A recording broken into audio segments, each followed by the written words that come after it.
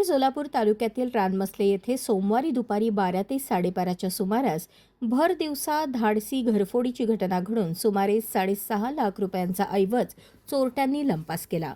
शत्रुघ्न भागवत देशमुख यांच्या वस्तीवरील आरसीसी घरात ही चोरी झाली. देशमुख कुटुंब शेतात गेले असताना चोरट्यांनी बंद घराचे कुलूप तोडून आत प्रवेश केला.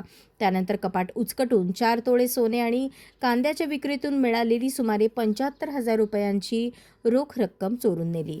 घटना उघडकीस येताच पोलीस पाटील तानाजी गोरे यांनी तालुका पोलिसांना माहिती दिली. पोलीस निरीक्षक राहुल देशपांडे यांनी घटनास्थळी भेट देऊन पाहणी केली असून उशिरापर्यंत फिर्याद नोंदवण्याची प्रक्रिया सुरू होती.